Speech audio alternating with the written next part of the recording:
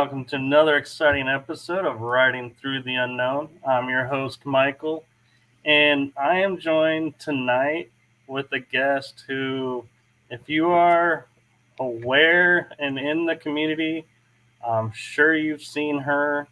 She is an incredible host, an incredible person. I am so honored and blessed to introduce you all to the one, the only, the amazing, incredible Eve Howard. Thank you, Michael. Thank you so much, miigwech, which means thank you in Ojibwe. I'm actually indigenous. I know I claim indigenous warrior. I'm actually an enrolled member of the White Earth Band of Ojibwe, and that's right outside of Minnesota. Most of my family came from Canada and came down through Turtle Island and then kind of found a home here in Minnesota. So I'm actually enrolled. So I am exactly what I claim. That's incredible, and thank you for honoring that side and bringing awareness to that. Oh yeah, I've actually had many recalls and dreams since I was a child of being with my own people and being kept in this program and playing these games, but they weren't really games. There were basically ways to work with our abilities, and most of it was like through the third eye and types of exercises and being on a lot of missions. I remember being on missions as young as like age 8, age 9. That's incredible to have that much memory recall. Well, these were things that I had memory of waking up and having. One of the most traumatic one was we were sent into, we were supposed to go into this warehouse and bring out these men that were holding a couple of hostages. And they asked us, these people don't have firearms. And so by goodwill, we were not to bring in ours to show good faith in doing this and bringing them out. So we walked in. I remember walking all the way to the back of the warehouse. And it was like something caught my eye. I turned around and there was like these shelves, just like in Costco. There was like really high shelves, and there was a man standing there, and he had an automatic firearm. And I remember we were wearing something because I could hear someone yelling in my ear, and they were yelling, "Abort, retreat!" They'd spotted a weapon, so we'd all turned around and we started running towards the end of. I remember seeing the doors. I remember seeing light outside the doors and getting about halfway there, and I was hearing a firearm going off behind me. And the next minute, I took a bullet in my spine and I fell face down on the floor, on the ground. And I remember just like withering in pain. And someone had grabbed me, 2 people had picked me up and they started pulling me. And then when I came to, I was back in my bed, in my bedroom. I know it was before the age of 10. And I was laying there. It took about 10 minutes, but I could still feel the pain of being shot and getting shot in the spine, which is really funny because like years down the road, I ended up having 4 back surgeries, and I ended up having a spinal fusement in L4 and L5, which is right where I was shot.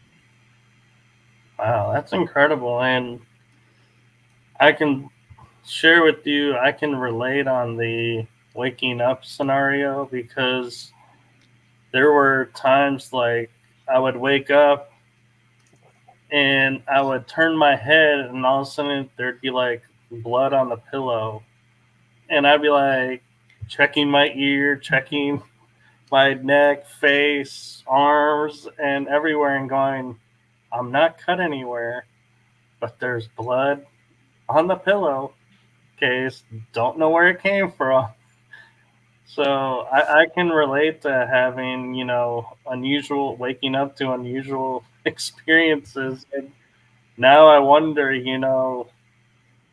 was it my subconscious trying to warn me away from trying to figure out what these dreams were?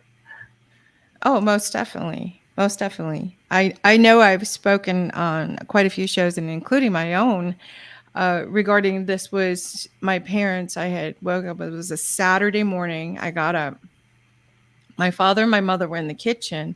As I walk down the hallway, I forego the bathroom to see what they're doing. And I walk in just in time to have my father kind of lean over the counter because he's having back pain.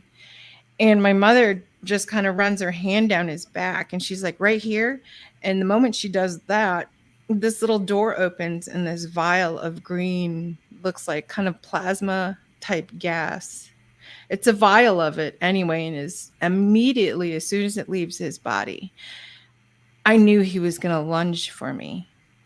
And sure enough, he turned, saw me, and he jumped for me. And I turned around and I jumped down the stairs.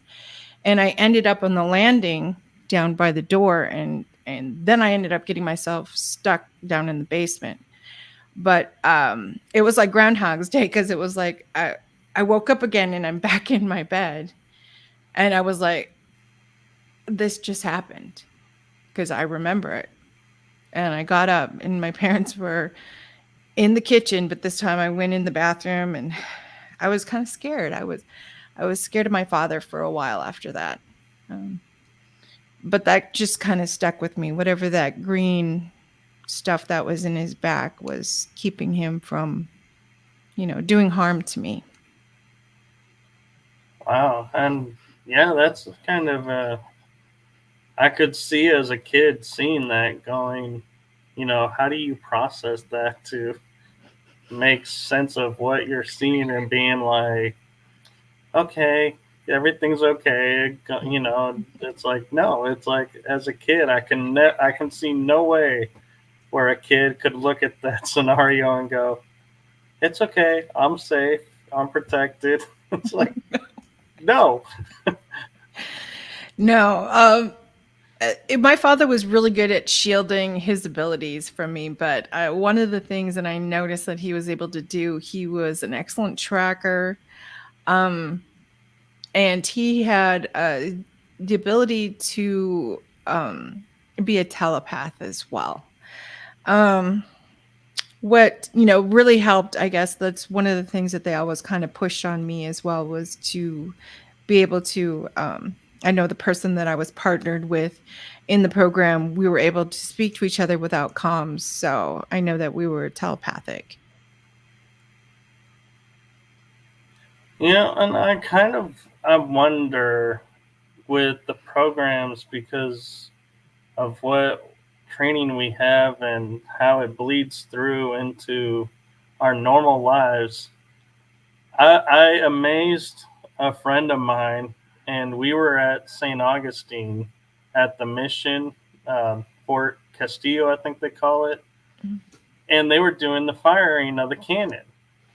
And I'm sitting there holding up my phone, recording this, and they fire the cannon. And you see everyone jumps, everyone's like getting hysterical and going like, "Oh my god, that was so loud and everything."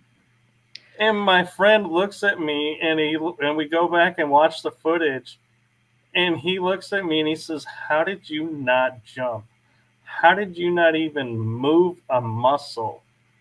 And I'm like, and I couldn't explain it then, and I was like, I don't know. I guess I just didn't sense danger or anything. But now I kind of have to sit there and wonder, is that programming that bled through? And it was like it just didn't phase me. Yeah, I know some of the training that I went through would be considered pretty barbaric. Uh, there was this strange. I thought it was like a flagpole, um, but there was a seat at the very top, and what it was is we had to get up to the top and sit in the seat, and then everybody else would try to get you unseated, and then they would take over the seat. So, but the thing was, is that as many people that jumped on the flagpole, it would also bend it. So we run the risk of, if they fell off, it was, like I said, it was pretty barbaric. And it's interesting you mention that, because when I was on a cruise, we stopped in Mexico on the western side. I think they call it the Mexican Riviera area. I think it was Mazatlan, if I remember right, and I'm sure I'll be corrected if I've got the wrong city, but they had people who would climb up on poles like you're saying, and some would be seated on the top, some would just be hanging on, and their objective was to sway and dance on these poles. And I was like, when you were sharing that, I was like, I watched that in Mexico, but they weren't like trying to get each other off. But it's like, it's interesting. It's the exact, almost same style description. That's funny, because I'd never seen that ever, other than my recall of that memory. So hearing you actually validate that, is saying that there is something like that, makes me feel a lot better. So thank you for that. You're welcome. Now, I know I have some memories of certain people that my father worked for the BIA, which is the Bureau of Indian Affairs, and we lived on many reservations, moved around a lot. And I think it was, I had, was it a show? I can't remember who it was. And it was a validation that a lot of the reservations, they have a lot of the deep under earth type military installments on these reservations. And there are quite a few people that are very quick to, we know about them. We just, we don't say anything.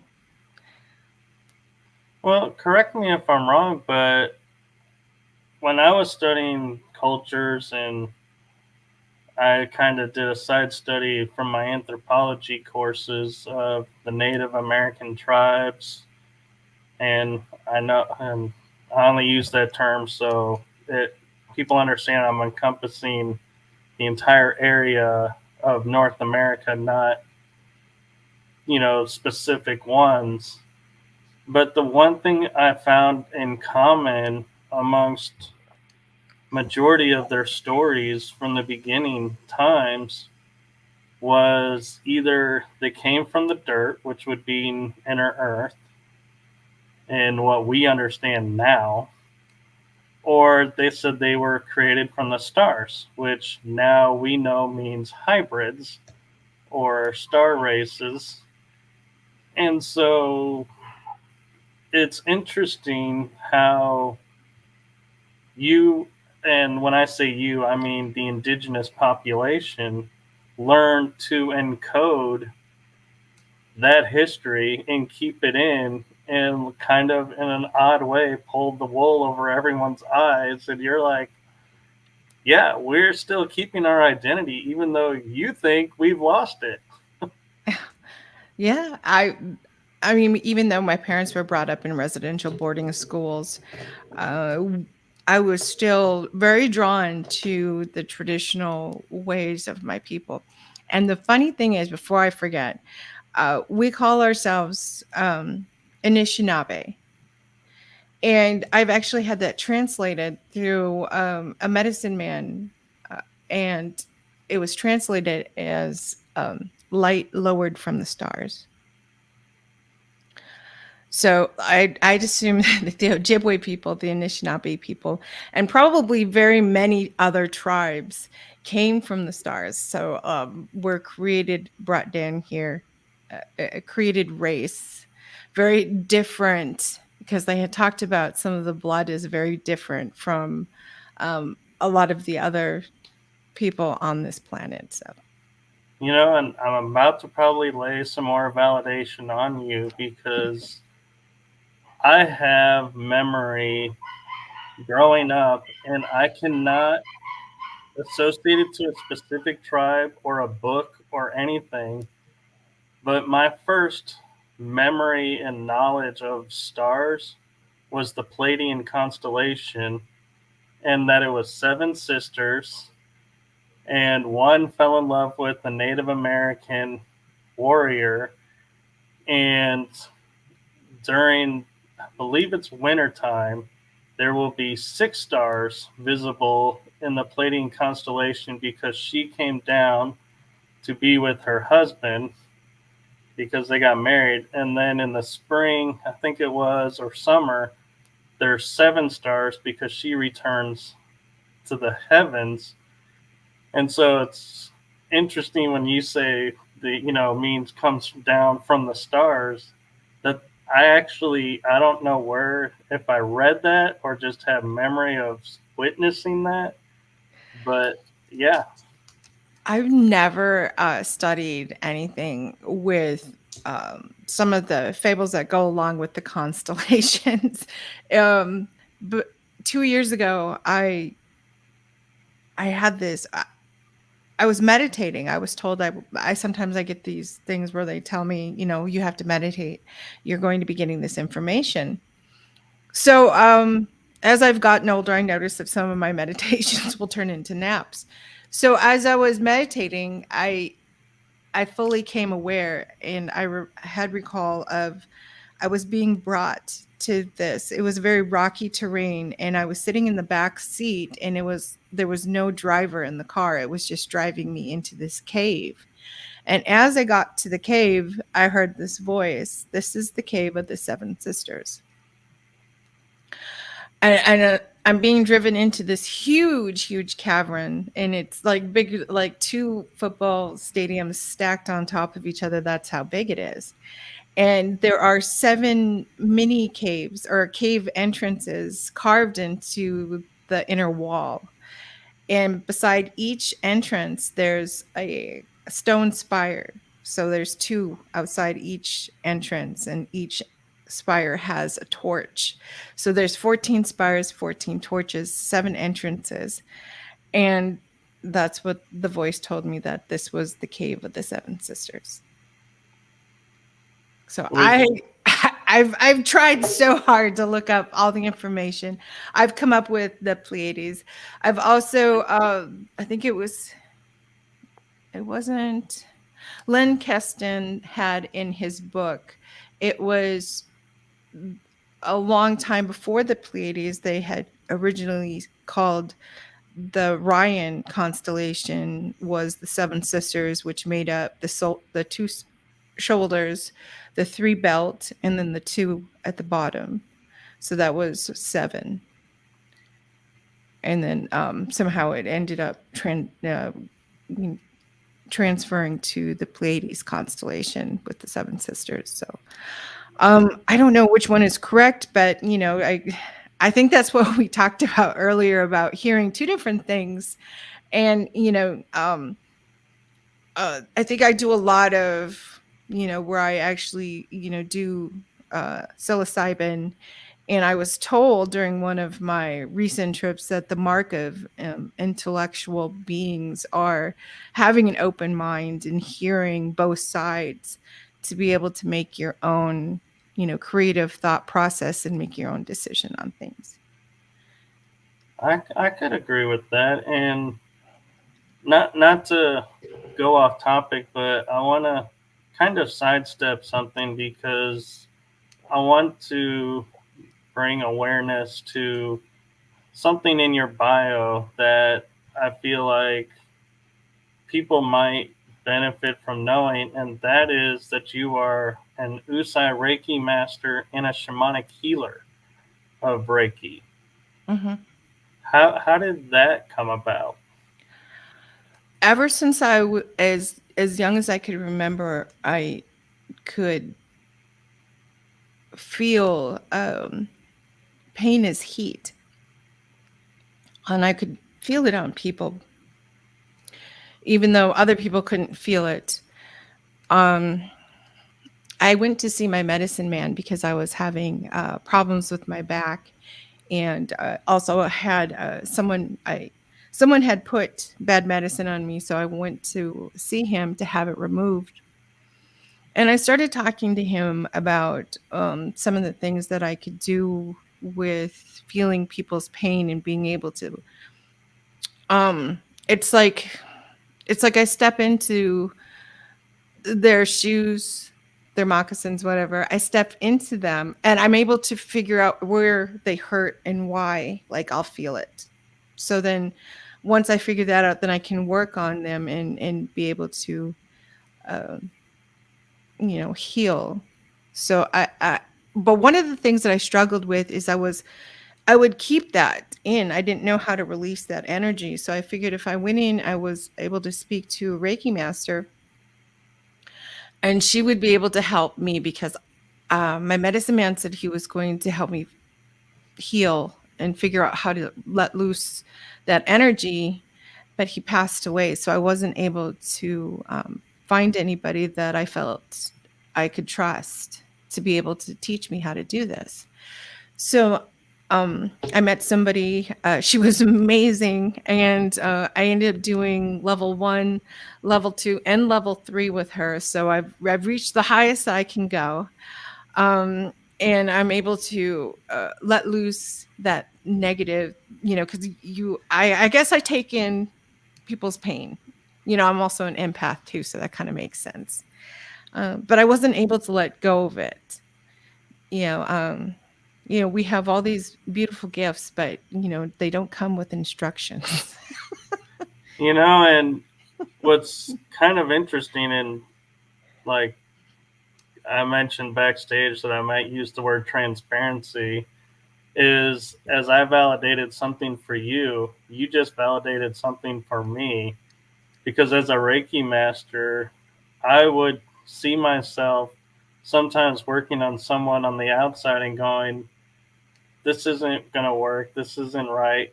And I see myself flip and enter, and then it's like use my energy to fix whatever or release whatever needed to be released and then leave. And I was like, I thought I was the only one. And I was like, is that not how that's supposed to be done? And so when you said that, I was like, finally, somebody else who does that. So I know I'm not doing it wrong.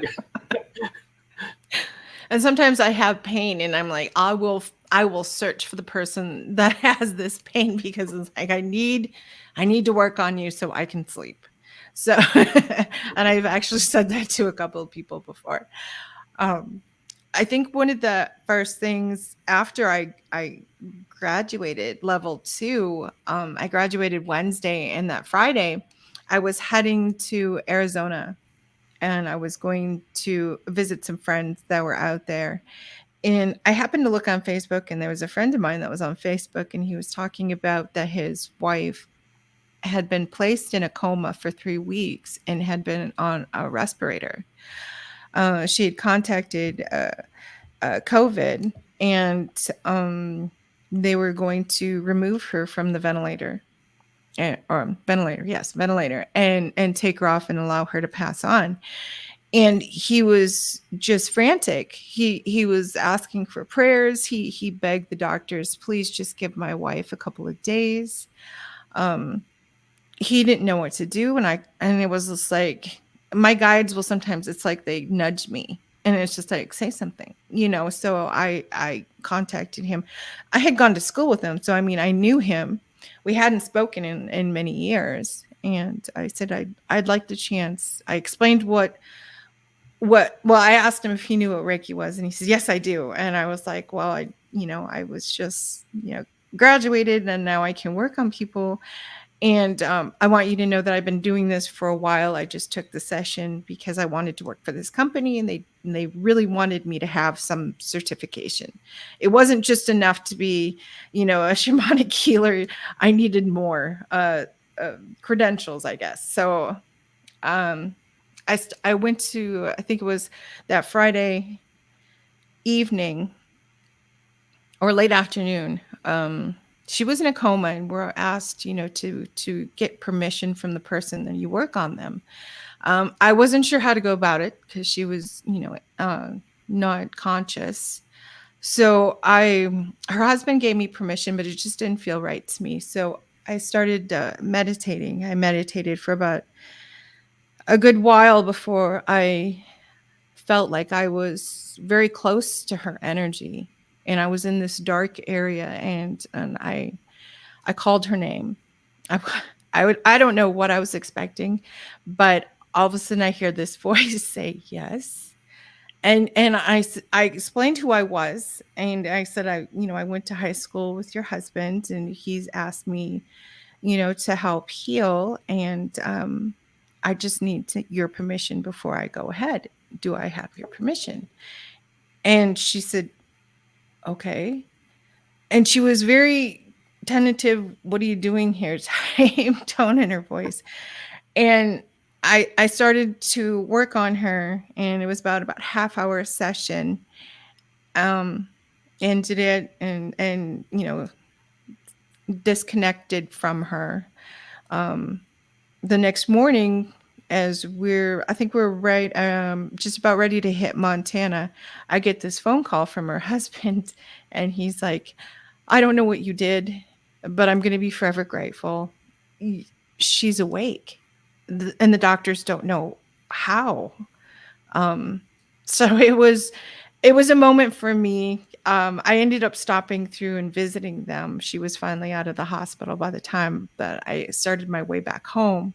So I did get to go and visit with her. We have pictures and stuff, but it's just a place in my heart for her, that was the first person, who believed in me and gave me permission. And, she's here today No, that's because of it. beautiful. And it kind of, in a way, makes me think about, because Reiki, the hardest thing for people that I witnessed going through the classwork was being, one, just a conduit, not controlling it or anything, and two, that they were not, having struggling with being attached to what comes of it.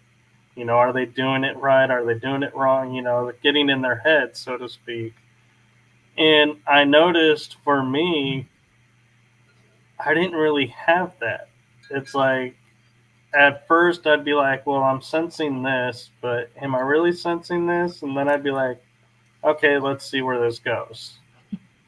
And being open to it. And I wonder, like, you, in a way, not, and I'm not going and saying, this is programming coming through. I'm actually going to go a different route and say, is this because we're hybrid star beings, that we can connect to the energy, understand the energy more, and it like bleeds through our DNA, and they're like, the body just knows. And so we just have a natural knowing and a knack to it. I think, myself, everyone is capable of being connected and being as one. We just don't do it. We have our little bubbles, and we stay in our bubbles, and it keeps us from really connecting with each other. I don't, I kind of shy away from, just saying that, with my abilities, I feel like I'm, above everybody.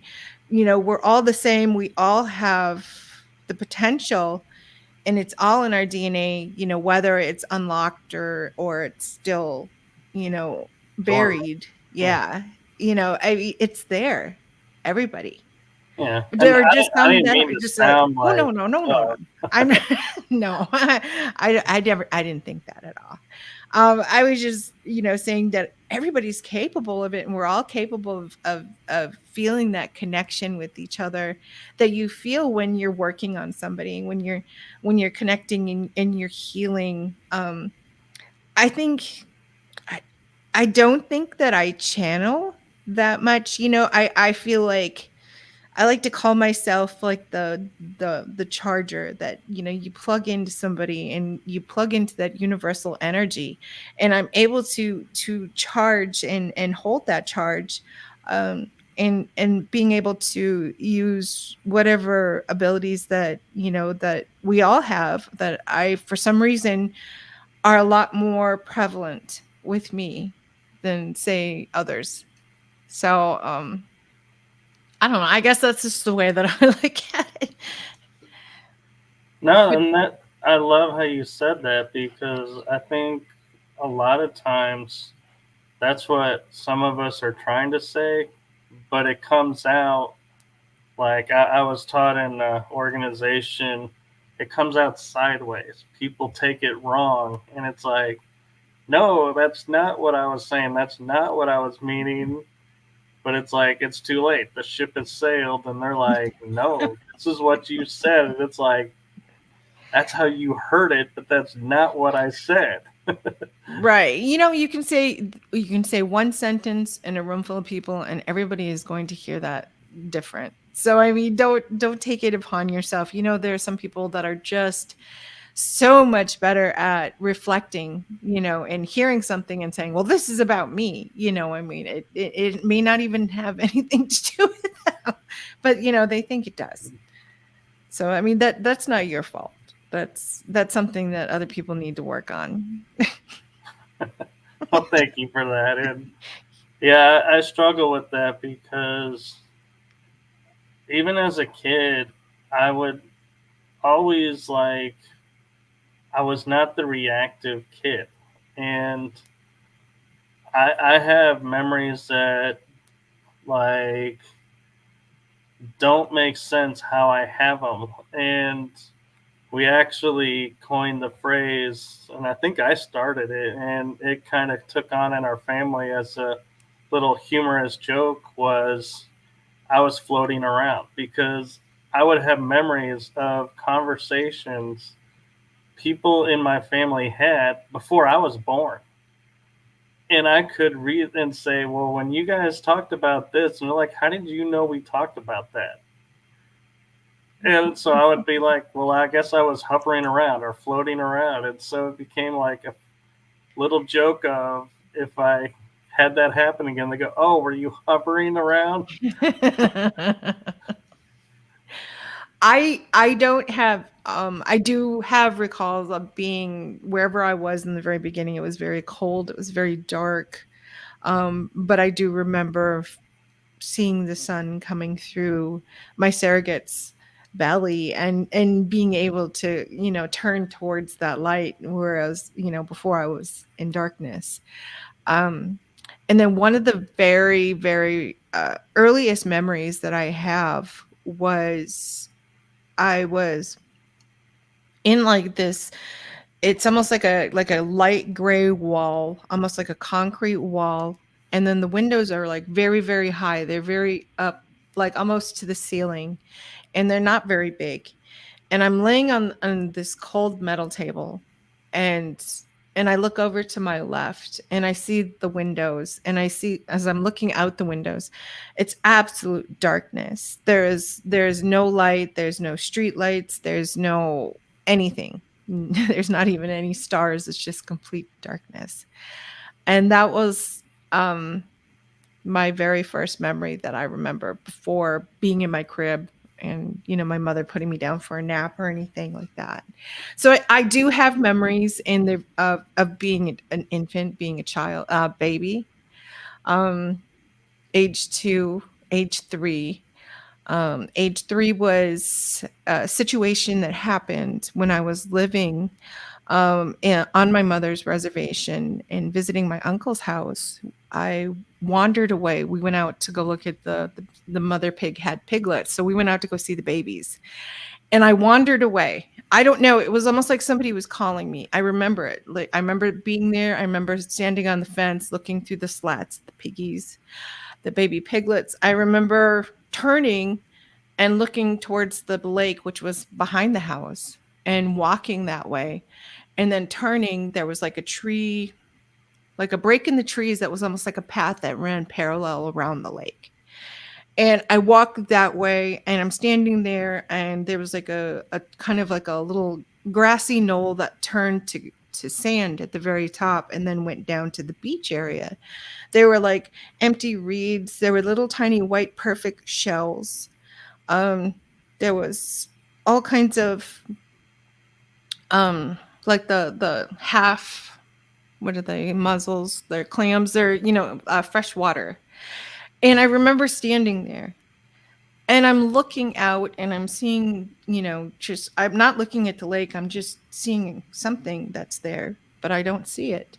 And I hear my sister scream for me, and my mother must have sent her down to come and find me. And she comes over and she grabs me, and we leave. My mother had told the story so many times that it was almost like it was it was very strange to me. But during that time when I was standing there, and I had talked to my sister a couple summers ago, and I said, I've heard the story from our mom. I want to hear it from you. When I was 3 and I explained it, tell me what you saw. She said, well, when I came and I hit that path between the trees, I saw you standing there. So I start jogging towards you. And as I start jogging towards you, I see this man standing there in front of you. She said, but as I got closer, I realized that he was almost had kind of grayish skin, and he had no body hair, and his eyes were very large, and his mouth, he didn't really have lips, and he just kind of had like 2 little nostril holes. It wasn't much of a nose, and she doesn't remember much for ears. And she said at first I thought he was naked, but then I realized he was wearing like a suit that was very, very close to his skin. And it was almost like the same color as his skin. But she said he was standing there looking at you, and he was smiling, and you were smiling back at him. And I ran up, and she's like, I grabbed your arm, and I told him, get away, you can't have her. But I didn't say it out loud. I was thinking it, he was an adult, and you don't say anything. We were brought up not to say anything to adults.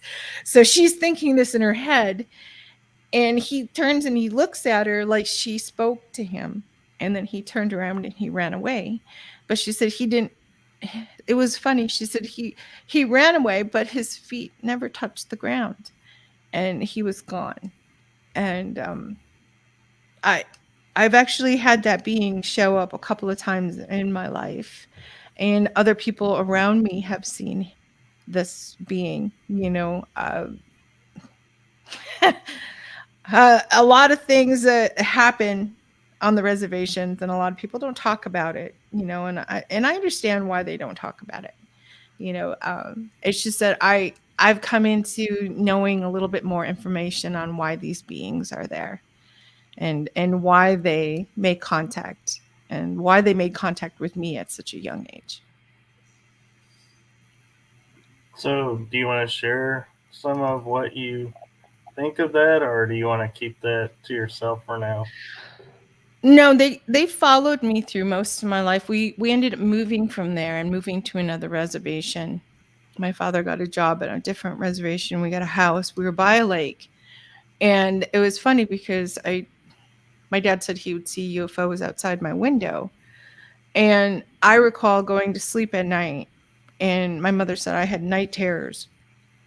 And it was always the same night terrors. She said I would wake her up screaming. She would jump up, she would run in my room, and it was always the same thing. She was like, I could have bet $5 every single time. It was always, there's a man in my closet. She asked me, do you remember that? And I was like, no, I don't remember that. She goes, do you remember what he looked like? You remember anything? And I'm like, no, I don't. I wish you would have asked me at that time. I might have, had some recollection, but it's almost like the memory was just kind of yanked from my head. But I would go to sleep at night, and my mother had this special nightlight, and it was plugged into the wall, and it would shine up on the wall. And it was like I would go into this trance staring at the light. And then I was brought into like almost this very unusual, I guess it would be like a smart board, but it was like see-through because I could still see the wall and still be in my room. But it was almost like an interactive classroom. And they would show me symbols and formulas and equations. And I would have to sit here and go through every single one of them. So I don't know what it was that they had such an interest. I don't really feel like I was highly intelligent. I don't know, but I mean, what exactly is intelligence anyway? The ability to memorize books. Not in my opinion. I mean, they put you in school and they tell you you're Yeah, smart if you can, remember everything that they teach you, but that's not knowledge. That's not the real knowledge. yeah. So So I I don't would know. I would say that's maybe intelligence, but that's not wisdom. Yes. Wisdom There comes you go. from seeking your own truth and answers. There you go. And that's what I feel like I've been doing like the past 4 years is seeking my own wisdom. And realizing that, I was also used in these programs, but a lot of the indigenous population were kept together until probably we were teens. I do remember they tried to match me with this little blonde-haired boy. He had blue eyes. I think I was 8. And I don't know if that's just like memories from Montauk because he and I would like create after everybody would go to bed, we would create like these fairy tales and they would become very real. Where like the carriage would become very real where we could crawl into the carriage and nobody could see us. We would disappear. It was very, very weird. But otherwise I remember being with kept with my own people. And it wasn't until I was about 15 when my mother moved to Colorado. And then I had memories of going somewhere. It was like something to do with the swimming pool at our high school. And actually another it seemed like everybody that was in that high school had abilities now that I look back at it. Um like one of my friends that I consider to be a very close friend, and he was also the one that his wife was very sick and in a coma. But he and I have talked about our high school at length and said that the swimming pool was a very unusual building. And he said he had a lot of memories. I don't know if he's okay with me saying it. I'm not saying his name, but we talked about where we would like dream about the pool. So I don't know if that was just some sort of a weird portal somewhere. Like I said, we weren't that far from Cheyenne Mountain, so um, I would probably say that. And I've had like memories of being in the Denver airport quite a bit, but I've only And been there twice. it's interesting you mentioned Montauk because I had one partial memory come through, and I was in a hot tub and I put my head underwater, which I rarely do now because it causes my ears to fill with wax, and that's a pain to get all that wax out. Hmm. But something told me, and it's like I just couldn't stop myself from going in the water. And I hear what sounds, you expect to hear the jets and the water pumps for the hot tub, but I didn't. It's like I was hearing water going through tubes. And I was like, where am I? What is this? And all of a sudden, I feel at one point it's like I'm underwater. And when I stuck my arm above the water partially, I quickly put it back under the water because it like felt like it burned my skin.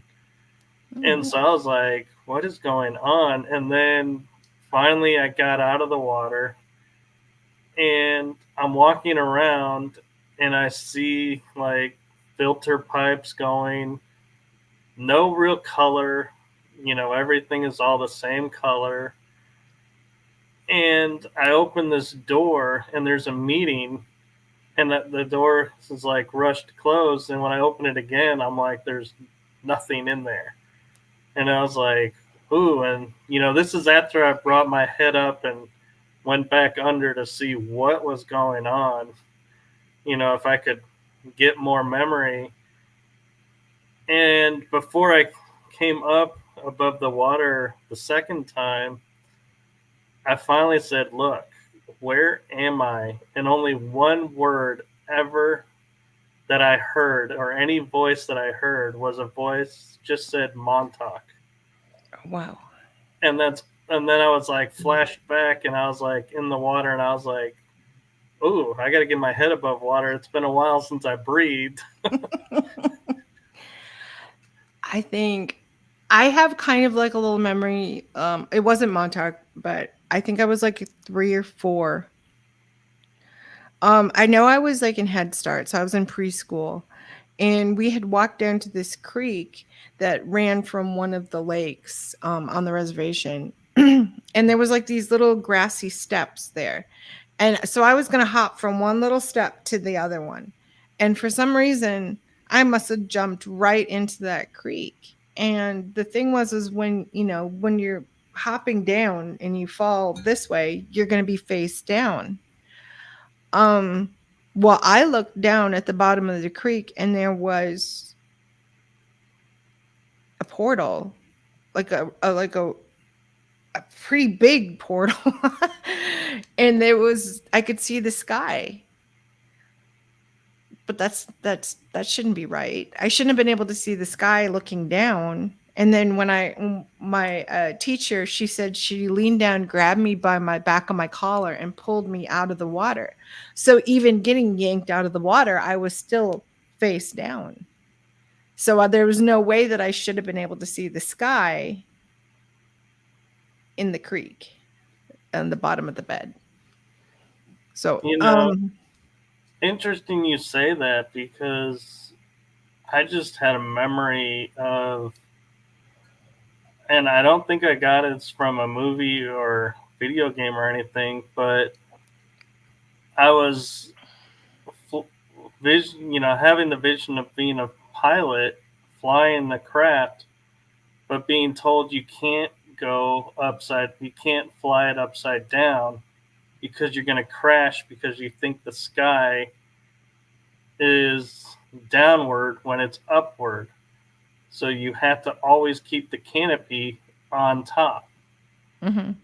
And I have no military training whatsoever now. And so it's like, as you were saying that, it's like all of a sudden that popped in my head, and I was like, why am I seeing someone teaching me to fly this way and never this way? I don't know. I do have recall,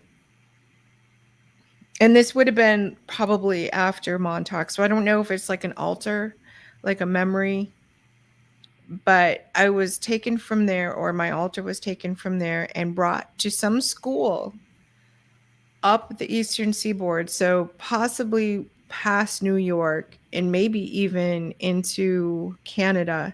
But there was like a school, and we learned how to fly. And like one of the things, and this was flying without wings, jetpacks, boots, anything like that. It started out with levitating. And they discovered this when I was about 7 or 8. They had brought me to this. It was supposed to be like a dental office, but I didn't get any work done. But I remember being in the chair. They hooked this mask on my face. And the partition, the walls, it was almost like they used bookcases for walls from each chair. But I remember I started to levitate up, and then I was over the bookcases and flying over all the chairs, and there was nobody in the office. And I do even remember telling him when they came in, I was flying around. And they were like, "Oh, you were you?" But yeah, so and then they kind of developed that, and I do have lots of memories of learning to fly over the Atlantic Ocean, like flying over the ocean, flying over the waves, because sometimes it was, most of the time we were kept under such strict control. um so to be able to fly like that and feel the freedom, it was amazing. But I could remember just like feeling like not being able to get up a lot of height, or getting, going very fast, but being able to feel like the salt, like the spray hitting me as I was flying over. And it served a purpose too, because if you happen to crash and burn, you're hitting water. Right. You're not hitting anything, cement or asphalt or anything like that. Yeah, but water can be, if you're flying over it, it'll hurt when you smack into it. Oh, the water was already moving, so I mean, most you would have done was just gotten tossed around by some of the waves. But the whole thing was, most of us. Well, I know I had like a great fear of water since I was like a little kid, and I never could figure out why. My mother, she could not wash my hair because I refused to have her pour, cups of water over my head. I think my father eventually had to put me on the kitchen counter and then, hairdress style, like, pretty much, hold his hand there so I couldn't, the water on my face would traumatize me. So I'm guessing I was probably waterboarded a lot as a child.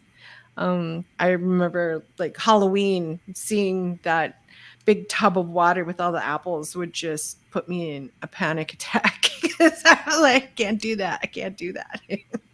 Yeah. I remember seeing the movie Abyss, and they had the helmets, the Navy guys, deep divers, that had the fluid in there. And hearing them say, just relax, your Breathe. body will adjust to it, and it'll be like breathing when you were in the womb.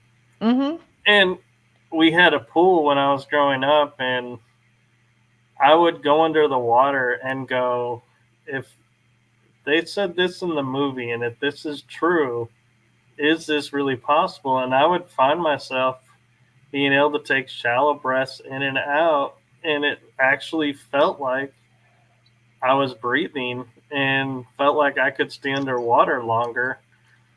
I don't know if I actually was staying underwater longer, but it felt like it. Yeah, there were special things that a lot of us could do that some of us others could not do, and they struggled with getting me in the water. I remember, I think I had recalls of being in like a troop, so like probably Girl Scouts, and I was sent to this camp, a swim camp, which is really weird because, I mean, I had severe water phobia. So I remembered the name of it and I looked it up, and it's an actual camp in Minnesota. So I'm not as crazy as I look. Just No, kidding. and it's funny how our memories work. Is I was telling my mom one day, and I said, I have all these memories of being underwater and everything. And she goes, well, did you know you used to be afraid of water? We couldn't get you in the water. You'd always be on the edge. And I was like, no. She goes, yeah, your uncle, her brother, grabbed me, put me under the water, and then brought me back up. And she said, after that, you were fine in the water.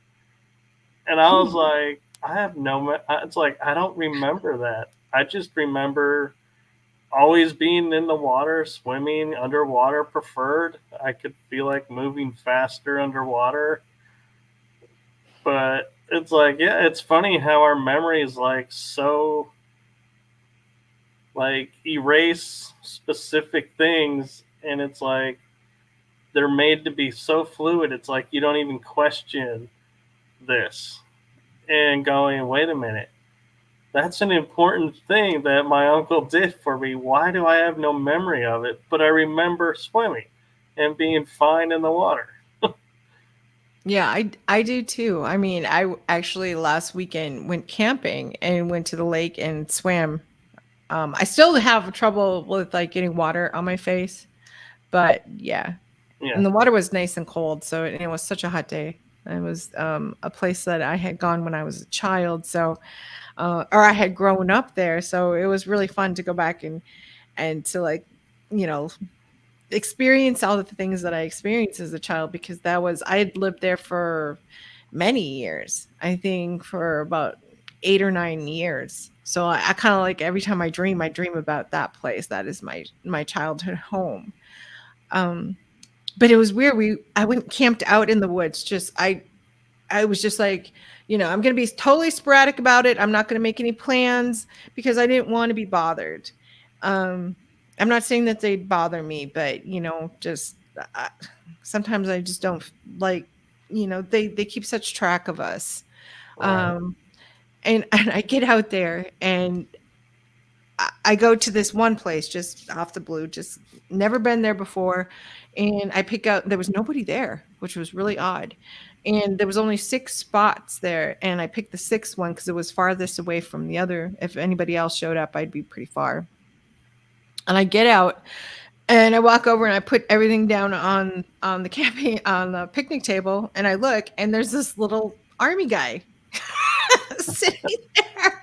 I mean, not even just laying there on the ground or anywhere. It's sitting right on the picnic table. And it was just like, okay. So maybe, we're not as all sneaky as we think we are sometimes.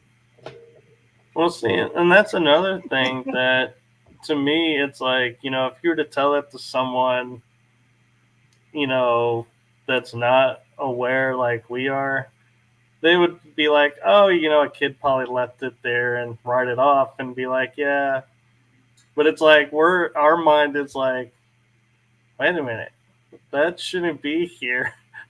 And Yeah, we start to question this little toy that everybody else is like, yeah, somebody it's left it by nothing. mistake. Well, they left it sitting up. And chances are nobody was there since the 4th of July. So it's been sitting there, standing there through wind, rain for a week. Okay. It's not heavy. It's not one of those metal ones. It's just a little plastic one that you get, when you go to the grocery store and you beg your mom for please a toy. I mean, they're really small. I mean, and it was so lightweight. I mean, a heavy wind would have knocked it over, but why was it just sitting there? So, Right. yeah. It's things like that, where um I know for a fact if I'm not allowed to go somewhere, they will do something. I mean, I was trying to make it to Colorado one weekend and I drove my car. I was almost from Minneapolis and my engine just blew and there was nothing wrong with my car. But it was just like, no, you're not going. And it was really weird because it was like that weekend I ended up um co-hosting for another YouTuber um that weekend and meeting somebody that had information that I needed that I had been looking for. So, and it very strange things, if I'm allowed to go somewhere, but if I try to stay there and not come back to where I'm supposed to be, because I feel like I'm tethered to this one spot, they'll make it impossible for me to stay. I mean, impossible. So I know that there is some sort of, you know, I guess it would be cattle prodding us to certain places, and back. That's what I felt like the last 5 years, like not allowed to leave. I can go for a vacation or for a visit, but I'm not allowed to like move. It's very it's very weird. Oh, I get that sometimes. I get that feeling like I'll be like, I feel like it's time for a change. And they're like, yeah, we're going to change this, but not this. This is not allowed. That is exactly how it goes with these guys. Yeah, we're actually at the hour. Do you have time to stick around for a little bit more, or do you need to go? No, I'm fine. Yeah. Okay. So, one thing I wanted to ask, and I'm curious about because there's a distinction, and I just want to make sure I'm clear on the distinction. Is Hmm. you mentioned in your bio MILABS and SSP, and I know the secret program has many facets, many programs within the program. And my labs, when I was in my early state of doing the show, I said to somebody, "What is a my lab?" Because I'm thinking like some really big term, and they're like, "It's military." And I was like, "Oh, Military abductions. yeah." I was like, I felt so like, cut. That's so obvious. Why did I feel so stupid asking this question now, but No, never feel that way. The only stupid question is the one that's never asked. Seriously. I've said that myself. But my question to you is, with your experience in both, do you feel like the military is like more precise programming or more precise like directives than the program itself, like a separate entity that works alongside of? Or do you think it's still within the program and it's just instead of the aliens, it's our military? Oh, I think the two work definitely hand in hand. You can't find one without the other because they coexist together. You have one specific race that has the technology, and you have the other specific race that has unlimited subjects for, experimentation, study, anything like that, research. So, I mean, they just kind of go together. I mean, if you're going to ask me, do I have any specific memories of any type of aliens and working with aliens? No, I don't. I see what they do when they don't want you to remember it. They'll go in and almost digitally erase just a certain thing, but you can maintain the whole memory, but you don't see the certain uh alien that's standing there. Like what happened to me when I was 3, my sister saw it. I and I obviously saw it, but in recalling the memory and pulling it up, it's like it's digitally erased. um so that they do that with people that see things. Like one person will recall it, the other will not, so that the one person will say, well, when we saw this and we saw that flying saucer and that alien come out, and people, and the ones that were there, like, what? No, I don't remember that. I mean, Yeah. and it makes the other person that did see it feel like they're going crazy. I mean, there are certain things that they do, why they do the things they do, I should say. Right. And I was talking with someone about that and going, why, some people remember some things and others remember other things, but they don't, we never fully unlock everything. And he gave me a really good like answer that it's like my brain was like able to go, okay, that makes sense. I'm not going to question this anymore, and I'll be grateful for what I get. But and I understand now why I'm not getting this part. But at the same time, though, it's kind of, to me, I get a little frustrated when I hear people going like, "Oh, I meditated and I got this and I got that and I remembered this and that," and I'm like, I did so many meditations as a kid and I got squat. I think you have to, this is what I do. I go into my meditation with a clear question. And it's the same thing too when I do psilocybin. I go into it with a clear question. I'm not going into it for visuals or for fun or, recreational use. I go into it because I'm researching. I'm doing the work. And I always have my question, and sometimes it gets answered right away, and then I got like 6 hours dealing with the rest of the trip. But I'm not going to say like every single time I'm successful. It's like when you're least expecting it, and then I'll have someone, hey, I mean, they don't go, hey, you need to go meditate. It's almost like they just kind of shove that idea into my head, and I'm like, I gotta go meditate. I'm expecting information. I mean, and I'm not disappointed. I do get the information. Mhm. I also have like a lot of recalls of a lot of different types of vessels, and I've always had mad memories of like flying, and it was like the one thing that I think it was like me and another person that was on the show recently, we were talking about the chair in Montauk, and I said we both agreed it was reverse engineered from an actual pilot chair from a UFO. They had reverse engineered it, and they were trying to use it for their own to be able to open up, and create things and do other things too. They were hoping that it would serve their purpose, is what they really wanted more than anything. All right.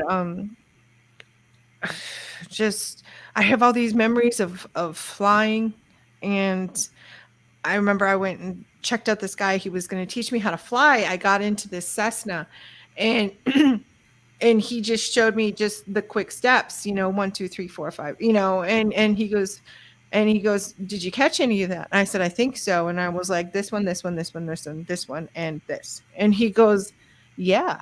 And I was like, maybe in a former life I flew planes. I mean, I know I did, but that's what I had to tell him, because I didn't want to go, yeah, I have full memory of that. You can hop out, I'll take off. I was Yeah. gonna do that. What's interesting too is like I'll get in my car and like I'll be on a trip or going somewhere, and all of a sudden I'll catch myself going like this and like punching like buttons on the car that don't exist, or being like, hey, let's program a route. And I'm like, I literally see myself like entering code into a keypad that's not there. But the one that really got my attention, and a friend of mine was commenting, he was talking to someone who was in the programs listening to their show, and they were commenting their hand, because everything moves by hand. And I was like, I never paid attention. But after he told me this, I was watching, and my hand would tilt forward to go faster, would tilt back to slow down. If I was turning, my hand would turn the direction I wanted the car to go. And I was like, my hand is actually directing the car as if it was a shuttle or a plane. That is one of the recalls that I have, was like mile long ship, just 15, 20-mile long ship, and having to be put into this chair. It was a lot like, and I'm, how I am about water. I got on this boat when I was in Idaho, boating, and went out for vacation. And they put me in the back of this like inflatable, looked like a couch, weird thing that it was. I'd never been in that before. And they said, we're gonna swing you around the lake, and the you have to stay in it. You can't, otherwise you'll flip. Well, I was watching everybody else in it, and they were flipping off. I was like, that's not gonna happen to me. So I get into it, and it was just me. And they were like, don't put your arms in the straps, because if it jerks this way, you could dislocate your shoulder. And I was like, all right. So I just put my hands in it, and I'm like, it was almost like I had to use like my intuition and how my body was moving to be able to steer it. And it was a lot like the chair. It was like any little movement with the ship, I would I would readjust it just with my thoughts, and it would readjust. So it was like I was part of the ship. It was like I was the ship was sentient, and we were communicating to each other. And that was one of the reasons why they really wanted a lot of the indigenous in the program, was because we were able to communicate a lot with this tech really easy. um I think it was a friend of mine had been out in the woods in northern um Minnesota, and where they suspect where the underground base was, they found a tablet. And somebody had brought it to where they were all kind of just hanging out, chilling. And was, hey, I found this tablet out in the woods. Really weird. But anyway, I found this tablet.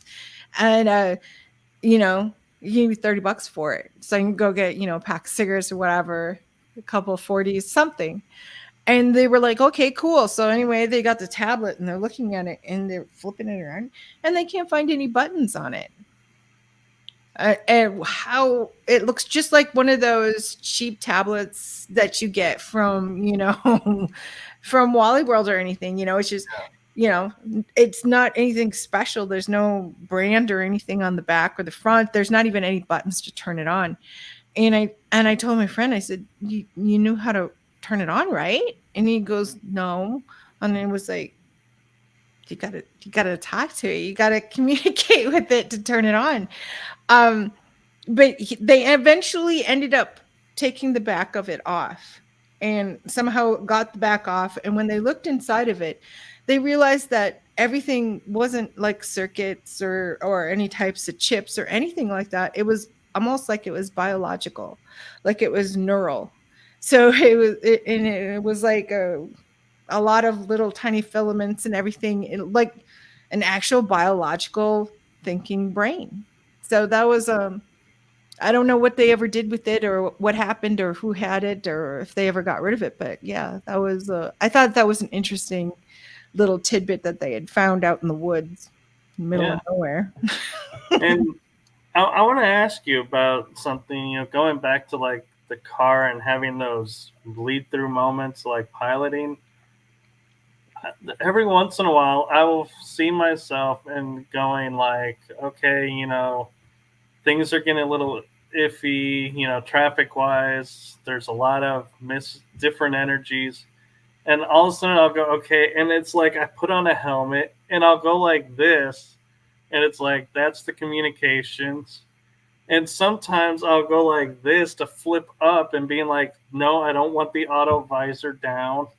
I want it up. And I'm like, have you ever experienced anything like that where you had to activate the communication that way or anything like that? I think I went to this. There was this. It was like a. What do you call those headsets? Like those AR headsets or whatever. The kids all play with them anyway. So we went and we were like, I had this headset on and we were playing different games, but basically anywhere that I looked, I could look at whatever a menu option I wanted and then just blink once and it would click on it. That's what I remember, is like having this completely cover my face, and leaving, an area here open if I wanted it. And then I could look, it's almost like a screen inside of it. And I could look at something and just like blink, and that would be almost like the mouse clicking on it. So that's kind of like the same thing a little bit, but a little bit different. But it was like inside. Yeah. And I remember there was like some sort of I had, was it on this side? I can't remember. There was like an implant kind of behind my ear. And even sometimes bothers me. like some of the implants that I have kind of bother me. I have one in my arm that tends to move a lot, but it's I can feel it. And if I have anybody else try to feel it, it disappears. It just goes bye-bye. So yeah, that's all that I can really remember on that. Yeah, but it's interesting you talk about behind the ears, because I remember a couple of times I was on a long trip and I was like, and I heard myself say to myself, enough of this neural link. And I actually reached behind my ear, like to the back of the head, and envisioned myself pulling something off and being like, okay, now I'm good. And it's like, well, where did that come from? There is something that I don't know if anybody else has it. I know I was talking to David Morrow about it when he was on the show. Um, on the back of my head, like probably maybe about uh, a quarter of an inch from my hairline, where there's like some baby hairs and stuff, but there's like two bald spots on the back, like right underneath my hairline, and you can feel like it's completely soft baby bald, like somebody shaved it. And then there's like little tiny stubbles, and they get bigger and bigger and longer, and then they turn into the baby hairs. But it's like something back here, like it sits, either I sit in the chair and it's like right there, and that's how it connects everything, or it's something that they do to us. But Yeah, it's like it's completely, I have absolutely no hair back there. Two little bald spots. And I've had them for a very long time. yeah. Mine, it feels like there's like a little ridge, it goes up and then out and then back in and up, Like but right it in the doesn't back. go straight across on the back of the head. Well, actually, yeah, it does go straight across the back. Yeah, I have that too. But you'll see that some people a But yeah, couple of us that are like higher in reptilian DNA, well, that ridge back there is a little bit different than everybody else's. Like I'll see other people and they can hold a headband on theirs, but mine is not like that. It's like no. completely poop. Yeah, mine, I've tried it. It just flips up, and I'm like, forget it. Right? I'll just wear it on the top, and they're like, it's supposed to go. I'm like, don't even go there. I know I have like this visor and I don't have that quite area to catch it, and it just falls off my head and I'm just like, forget it. That's just the way my head is made. I don't know why they made me so weird, but they Yeah, made me and the female version of my father. yeah, and I'm like, when I look at like images of like skulls and everything, how the jaws this smooth line across, and there's everything.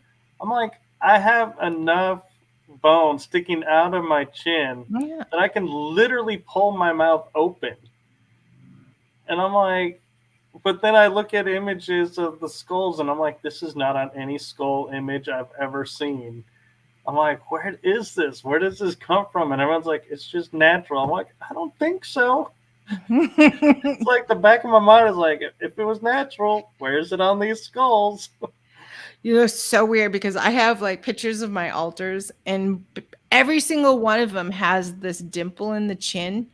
And I noticed that I sit there and I do the same thing that one of my altars does. Is she puts her finger in the dimple and then kind of pulls the skin around it and then just kind of rubs it. But I don't have that. I don't have that little dimple in my chin. But like almost every single one of my altars does. So I don't know what the heck is up with that. Yeah, and talking about the altars, I was actually told that when I asked somebody this question, they were like, "You're the first person I've ever heard ask this question." And my question to them was, when the government is done, or whoever is using the altar is done with it, and it's killed, recycled, and made anew, what happens to the family of that altar? Do they get destroyed or do they live on? What happens to them? And they actually were like, had to sit back and go, I don't know. I don't know what happens to the family. I think they have to keep with the whole deception of, this person is a real person and this life is their life and these people are part of their life. And it would be just like somebody, who passes away, and they're gone, and then everybody else has to just deal with, moving forward without them. So I think that's what it is. It was like, I think the last time that I actually took psilocybin, someone, whoever was dropping me information, said that there was approximately 100. There was 100 original super soldiers in that, like, altars. Some of them they could get, you know, uh, a couple thousand, and then there are some that they could only get, you know, a very small amount. Like mine, I know everybody else has way more than I do. And I was like, why don't, I mean, I'm not saying I want more. I'm just saying, why so little? Why is my number smaller than what others, have? And one of the things that, one of my siblings or one of my family members that's in the program said was that there was one of my abilities is my strength to be able to protect myself. And they have to be able, to traumatize you and torture you to be able to fragment the into altars, into all these, I call them fragments, altars, splints, whatever you want to call them. But they weren't able to do that with me because of how strong of a person I was, even at a very young age. So they did something totally different with me and had me trust somebody. And then that person that I trusted, was able to turn on me and be able to get whatever fragments that they wanted. So that's kind of how it worked out with me. But yeah, there was originally only 100 actual immortals, or whatever you want to call them. Um, no, I wouldn't call them all created. Some of them weren't created. Some were. I've actually seen an infinity symbol on somebody that I suspected was in the program. And then when I went and I spoke to a psychic that was, also in the program, they said it was the mark of whoever created that clone body. They put their marks on them so that, they like an artist's signature.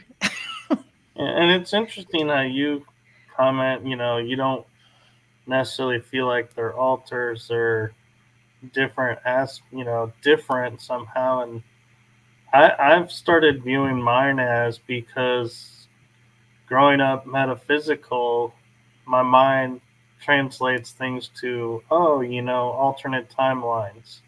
I can wrap my head around that easier than there's a cloned version of me running around somewhere.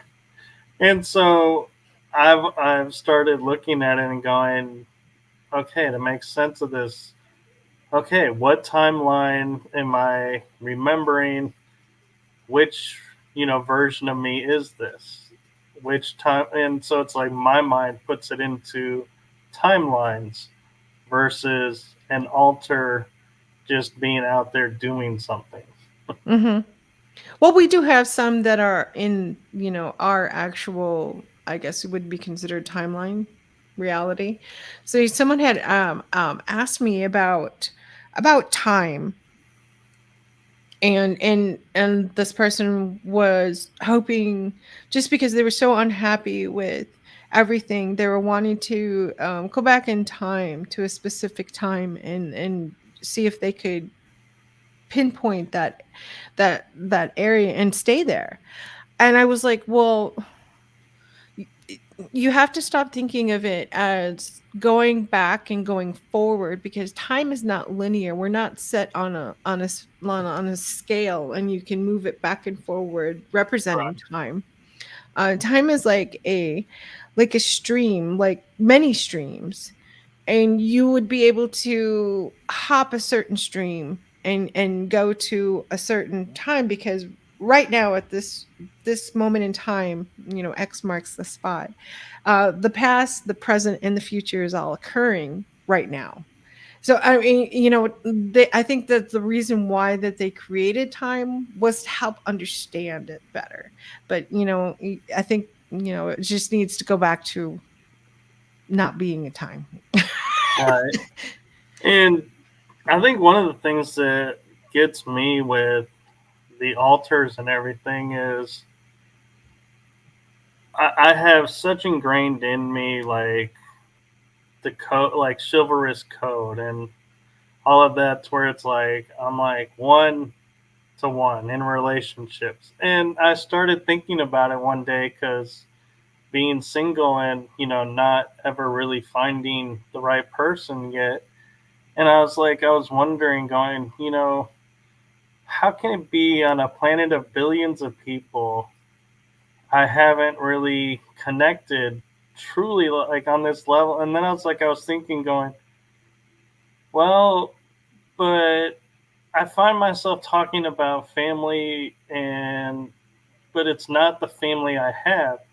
So is it not that I'm not connecting with my timelines? It's just not in the same way as other people.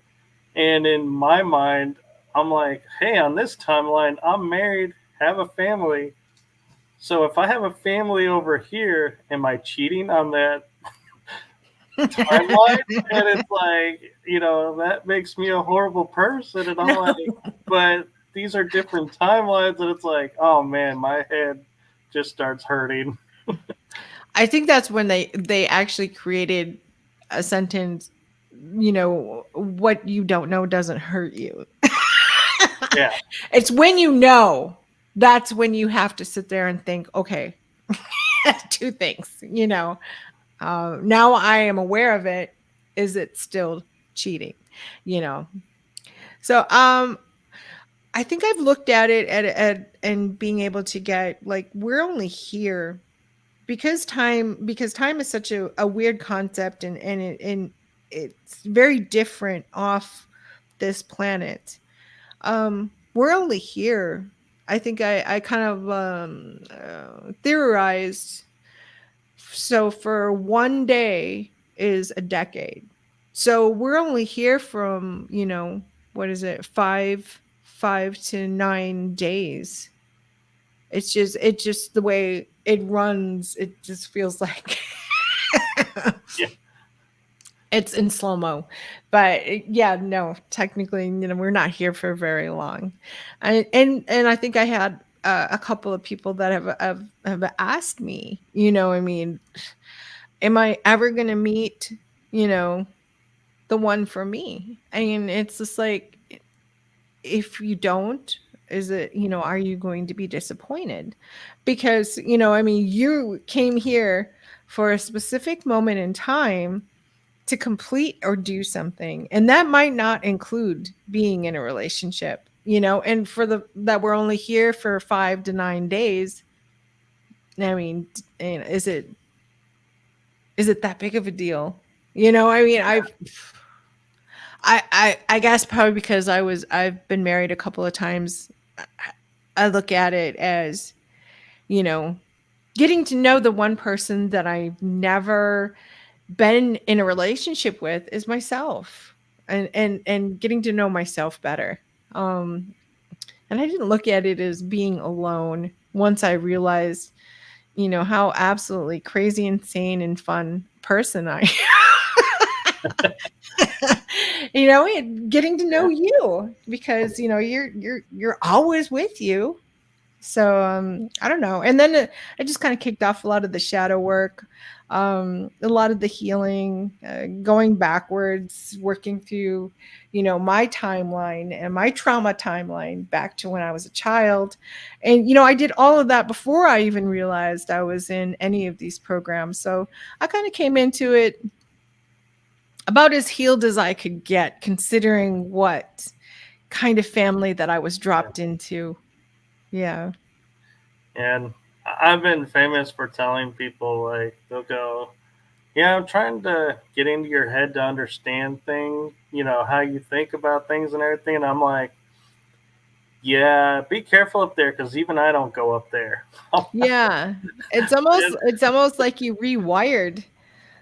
You did a little rewiring, and you think a little bit different yeah, than and most people do. now when I think about it too, is like when people go, well, aren't you lonely being by yourself? And I'm like, I'm not really by myself. I have alternate timelines of myself to talk to, so I'm never alone. It's like I have guides, loved ones around me, myself and other timelines to talk to now. I know. I have like animal guides, and sometimes when I see them, like sometimes it'll be the bee, or sometimes it'll be a wolf, or sometimes it's a bear, or it's an eagle. Um, yeah, and then I also have animals of my own, and I've been trying to communicate, you know, telepathically. And it sometimes it works and sometimes it doesn't, but I'm not trying to be an animal whisperer. I feel like I have a lot more in common with my furry friends than I do with my own humans. I Oh try. yeah, I try. oh yeah. There are many days when I'm like, I can understand my little furry dogs more than I can understand what half the people on this planet are doing and talking about. And I'm like, I'm gonna go back and I'm gonna go talk to him. He makes more sense. Well, how long have you been doing this, Michael? How long have you had your show? So this show I've had since August of last year. Okay. I'm not That even a full year yet. Almost. I'm almost at a full year too for mine. I think we celebrate. I went back in my first actual show that I dropped, episode 1, which was the SSP Roundtable. I dropped it on August 16th of last year. So that's what Ooh, I'm kind of going with our first anniversary date is August 16th. Um, I I actually wanted to, beat you by 6 days. I was August wow, 10th. August 10th. Yeah, I actually have quite a few. Is it? No. So I do have an anniversary guest that I booked for in celebration of our first year anniversary. I got to get the person's promotional pictures first before I can drop any names. I was hoping I would get him today, but I didn't. So um Right. I know how that is. I'm so excited though. I am totally excited Yeah. about it. It's going And to be a great one. actually, the ironic thing is my guest next week was my very first guest, Oh, who may I ask who? Brad Olson. Oh my gosh, I had Brad on just a couple of weeks ago. And Yeah. it was so funny.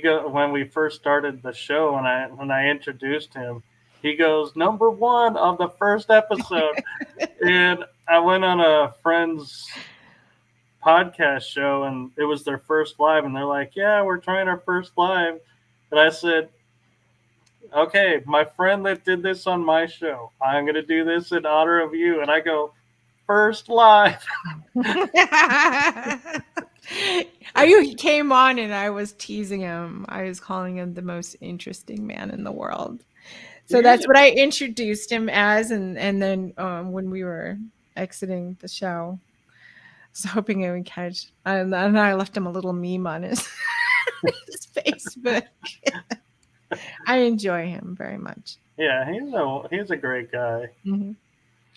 So, yeah, we are celebrating our first. One of the things that we do, it's declassified, so it is disclosure. But I also do like spirituality. S- People, I have people on that are like tarot readers, a psychic, mediums, channelers.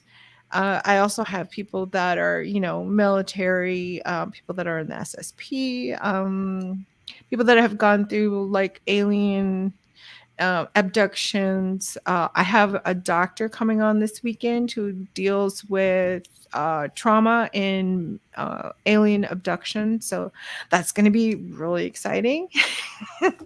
I I, just love it. I do. I mean, I'm not in this for the money, so I don't make a whole, I don't make a bunch of money. It's basically a hobby for me. It's something that I love to do. So, I started out co-hosting, and then moving into host was very effortless for me. So, um, I don't know. I guess I have that nervous quality where I talk and laugh a lot. I don't know. You know, I I think it's great, actually. just natives and indigenous are just we love to laugh. We love to joke. We're always joshing around, and I'm not saying that we have our moments of being, stoic and silent, but most of the time, as I remember growing up, was a lot of laughter in the family. Oh, that's great, and yeah, that's one of the things I like about watching your show is just the uniqueness and authenticness of it. That yeah, I mean, we tried our best as hosts to be professional and dignified, and there are moments where it's like you just gotta cut loose, and it's like people see it and they gravitate to it when you can pull it off at the right time in the right moment. I think it was one of them was with Stephen Popiotek, and I happened to like either take a drink or something, and I choked. And I remember I was like, I'm gonna have to have my IT guy like take that out. And Steven's like, just leave it in. He's like, people. He goes, and then maybe he goes after like a couple of years, have like these accumulated bloopers, and Yeah, show them. And I'm like, oh my gosh, they're so embarrassing, but it's funny because I laughed so hard afterwards. Like they had done an upgrade to Zoom, and I had my computer must have just upgraded, and I couldn't find the stop record button. So I was like going on for like 2 minutes with my mouth open looking for it. It was so funny. And I was like, I told my IT guys to just leave it in there, embarrassing as it is. I mean, that's who I am. And I don't want to erase, and you're never gonna see me with filters on my Rumble account. I guess I'm pretty happy because I will truthfully say that I am 51 years old, and I think no way.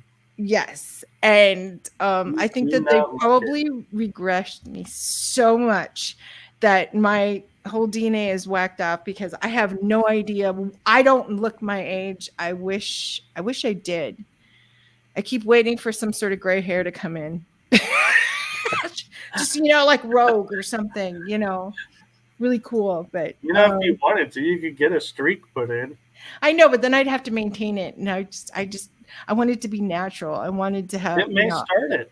You never know. It could be, putting that streak in, maybe the hair take to maybe. it, and My brother said that. He's like, you know what? He goes, I keep seeing you with like this gray streak, and it's going to be coming in soon. And it was just like, yes, I'm waiting for it. My older sisters were giving me grief because they're like, you dye your hair, so nobody knows if you're gray or not. I said, I haven't dyed my hair in years.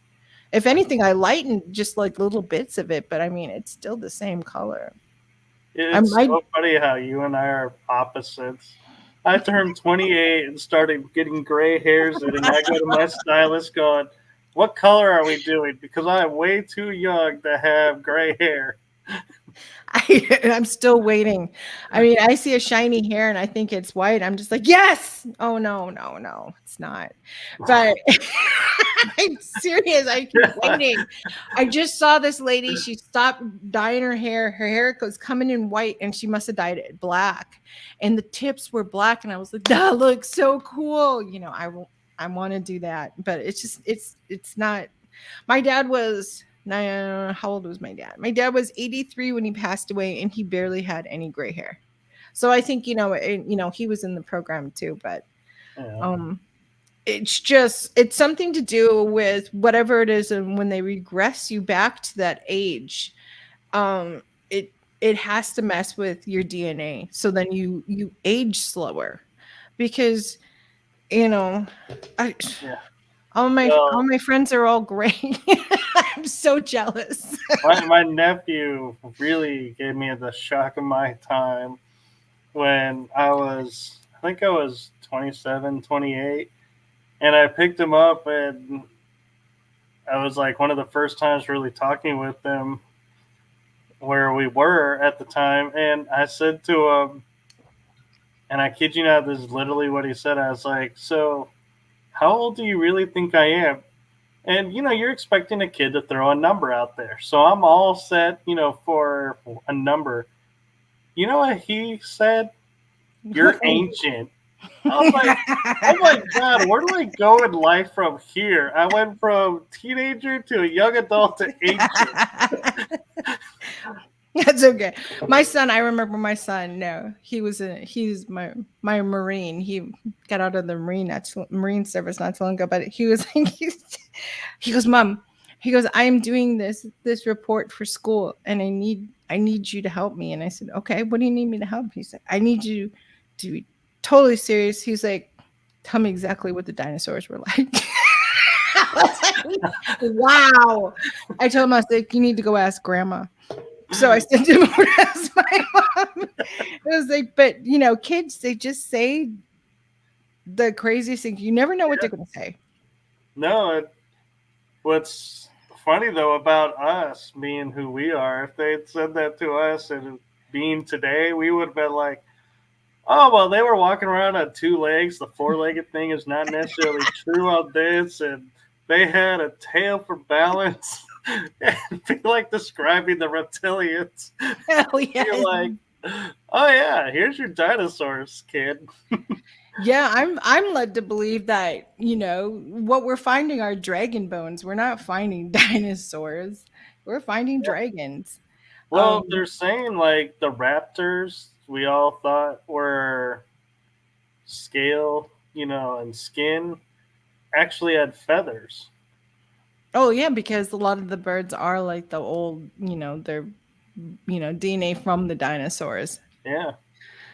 But I don't know. I had this weird recall. This was probably maybe last fall.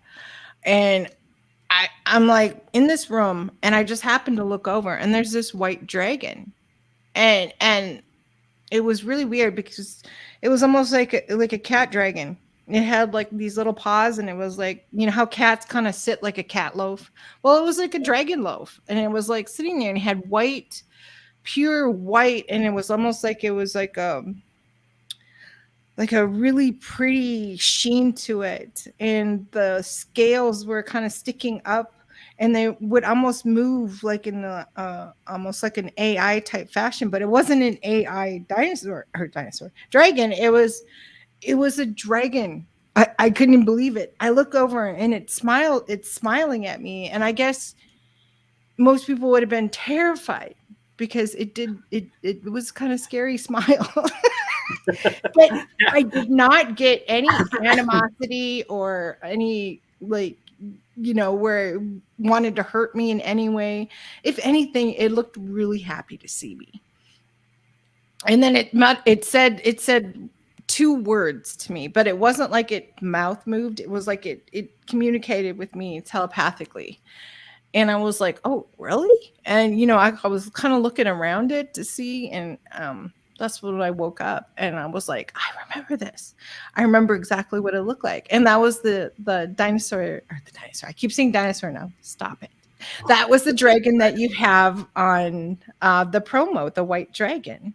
Yeah. So that was my dragon. I don't know why I feel like that dragon and I know each other and trust each other and love each other. So, No, and what's amazing is I have, and when you were, and we were talking about it, and you were like, this is going to sound strange to you. And I was like, I remember saying to you, no, doesn't sound strange to me. And the reason is like, I remember one trip going to my great aunt's, and she lives kind of in the country area, or she did, and so there was always this one stretch of highway, and it was late at night, and there's no lights on it whatsoever, pitch black. And I remember we were driving, and I think it was my mom, if memory serves right, goes, I'm starting to feel uneasy. What, maybe we should pull over or do something.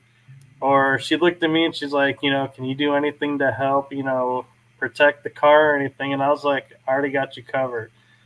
And all of a sudden, it's like I visioned and felt a dragon come down, land on the top of the car, and just like rode with us the entire way. And feeling like this dragon has got to be having the best day of his life, sitting there going, I don't have to exercise my wings, and I'm getting all the breeze. Yes, and if he would have had another car there, it would have been like roller skates for him, probably. Yeah. But yeah, and what was funny is Drago Reed and we were talking about the never-ending story for a little bit on our episode. And when you originally said to me, oh, I saw this white dragon, my mind goes, oh man, if she's got Felcor, I'm going to be so jealous. No, he wasn't like a dog. Somebody that I had told this to said that there was like two different kinds of dragons that they knew of. One was like a serpent, and the other was, and she's like, that's so weird that you said that, like it was cat loaf. She said the other kind is like a cat. And I was like, it was just like my cat, the way my cat likes to sit with the paws underneath, and all you see are the tops of the paws sticking out. That's all you saw was the tops of the claws sticking out from underneath this dragon.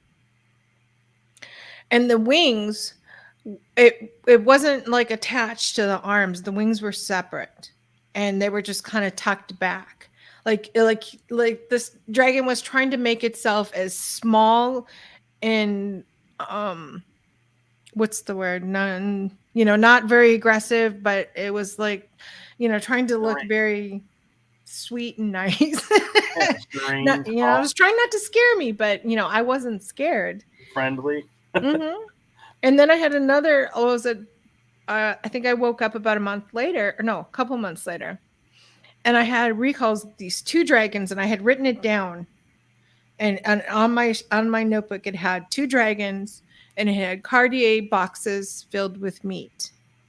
So there were these blue Cartier boxes, and they were given as like offerings to these two dragons. And for some reason I was taking the tops off of them, but I took the top off, and it was like a European badger that was in there and had been steamed and placed inside that box so that the dragons could eat it, so that it was, nice and steamed and in a pretty little box.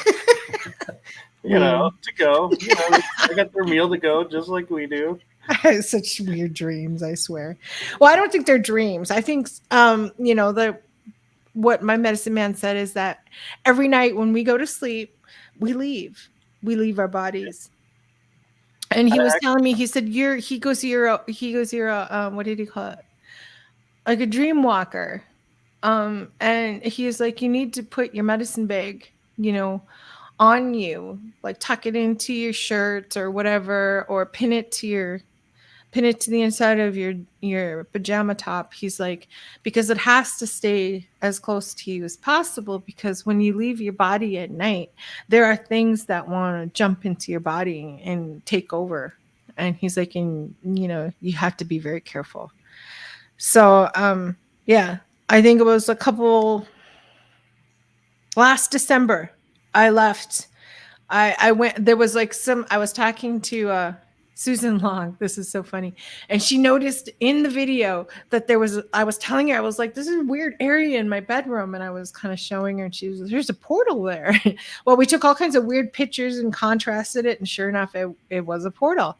But that night I went through it, got sucked through it. And then I was flying around the city that I live in.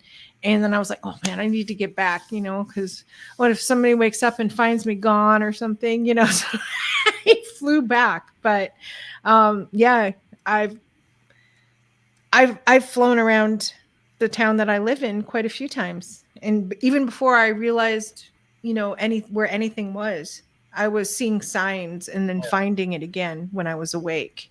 So I know that they weren't dreams. I was actually flying around. And I don't know if I was flying without a body or if I was just subconsciously, my essence was flying around, or if I actually had a body or what, but it was like during the day or early in the mornings. And Yeah, I walked right through. I lived on the third floor and it was a brick building. And I got up. I remember getting up. I had just moved into that apartment because my mattress was on the floor. I got up off the floor. I walked over to the wall, and I walked right through that wall. And it was like a weird, almost like a weird frequency. I could hear it like when I was going through, and it wasn't like I was just walking through a curtain. It was almost like I had to concentrate really hard to walk through that brick wall. And then I just flew away. And so the next day I went outside and I was looking up at where I would have walked out. There was no patio, there was no porch, there was nothing for me to walk out on. So I did just walk out and fly away. I it's funny you say that about sleeping, because when I would travel with my exes or their families, I would pull my ex aside and go, okay, this is going to sound totally strange, but when I'm asleep, do not wake me up, because it'll hurt and I'll be freaking out for a split second and I don't know what I'll say. But just understand, because I travel at night, don't wake me up because I don't want to slam in my body. And then, of course, they all look at me like, what the hell are you talking about? But it's that's like, yeah, that I is know one of exactly the what you mean. hardest conversations to have, because you're being all serious and they're looking at you like this is hilarious. And I'm like, it's not. No, I know exactly what you mean. I mean, the first time that I was actually experiencing out of body, where I would wake up and I would be on the ceiling, pushing away from the ceiling, scared. I'm like, how did I get up here and how do I get down? And then I would just like, it was almost like it would be snap. And then I would be like on the bed and it would be daytime or like, morning or whatever.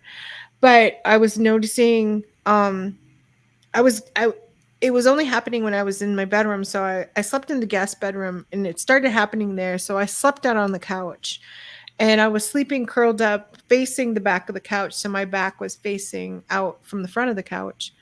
And I have this weird dream. I think it's a dream. And there's this black mist around me. And I'm like walking through the house and not really, I'm kind of gliding. And I'm gliding through the house and I go through the kitchen and I turn. And as I turn right into the living room and I see myself laying on the couch with my back, kind of curled up. It was a love seat. So I was like really small, curled up there. And as soon as I saw my body, it was like someone just yanked me as hard as possible. And I just flew across the room and I hit my body and I woke up. And I was like, oh my God, I just saw myself. I was so freaked out. I went and got in my car and drove across town. I was like, I'm never sleeping again. But yeah, I figured out what was happening after that. And then it became a lot easier to be able to go places, and I would find myself leaving my body and going up in flying with eagles, looking down and seeing all these walleye in the lake going in the same direction that this line of eagles and I are flying in. And it's beautiful. It's very freeing. And It is. I enjoy flying. I mean, Not. I don't think. I think everybody can fly.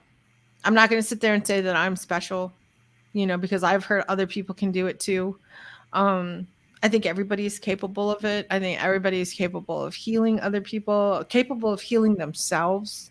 It's just kind of like I'm here to just kind of help nudge it. And I do have a Reiki business. It's on Facebook. It's called Rising Spirit. I think it's like hooked onto my Facebook. So if you go into my Facebook, you're going to see Eve Howard. You'll see me wearing, my headphones, my podcast headphones. And there's going to be all kinds of links, for my TikTok, for Instagram, Rumble account, Rising Spirit Reiki. Also have it on Instagram as well. I do heal. I just, I think I've been just focusing on the podcast more for like the last year. I would like to be able to enlarge my client base, because I do so much, and I help people that that are dealing with PTSD or borderline personality disorder, which is also trauma based, and working with vets and working with people that are in the SSP and helping them to be able to heal. I've worked with animals. A lot of people have come to me for their dogs, for helping them heal. I had one targeted individual that was the dog was also suffering from some sort of almost like a radiation type. So I mean, I had to work with the dog and heal the dog from whatever it was that the person was going through, and it was affecting, their domestic pet. So I mean, I work with children. I worked with my own as well too. I had anxiety. I do a lot with what I've gone through. I've had PTSD. I've had trauma. I've had anxiety. I think I was dealing with a lot of depression when I was taking antidepressants, and when I stopped taking all types, I'm not on any type of prescriptions or anything, and I realized I was like way healthier. I mean, I have really low blood pressure normally. My body temperature is right around 95.9, 96. I don't know why it's so low, but doctor says I'm like hypothermia. I'm like, no, I feel fine. It's interesting you say that, because my normal temperature is like 99, 100. It's like I'm not at 98.6 either. I feel sick at 98.6. Oh, if I'm running a fever, if I'm at 99, I'm sick. I just really run really low temperature and really low blood pressure. I started noticing that probably about 8 years ago.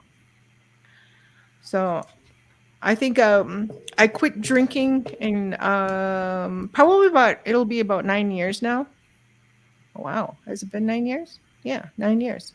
And I think that alcohol and drug use is can be considered some people self-medicate, and Yeah. and there are some people that just have all these memories like what we had, and they don't know that they're involved in any of these programs or were suffering from trauma from being part of it. So I guess that's probably why I'm willing to like have anybody contact me if they have questions, if they need help. I was out. I think it was right around the time that we met. There was this one lady, and I just kept looking at her picture, and we weren't friends or anything. And I'm like, you know what? It was like my guide just kind of pushed me. Talk to her. So I said, okay. I have a really hard time. I'm really shy. I know that's really dumb to say considering I'm on my own podcast, but it's like different. I'm the same way, actually. I'm like super shy. And I was like, hi. I was like, my guide wants me to say hi. I said that you have a really beautiful story to tell me, and that, we need to talk. And she ended up being a guest on the show. And one of the things, I wish I could remember right off the top of the head, I think it was episode 42, in the 40s. But she had had an attachment. She's just a beautiful person, beautiful person. Just like a very natural psychic, very natural everything. And when people are like that and they just are don't how to protect themselves from any type of dark attachments or energies or any type of anything. We've worked in the paranormal, what's out there. Oh yeah. and and it had attached herself since the age of 5, and we were able to unattach it. And it was pissed. It was mad. It was throwing Oh, stuff around in my bathroom. And I wasn't even there. I had sent a friend of mine who was a demonologist, who had studied demonology, in to try and alleviate the situation and give her some peace.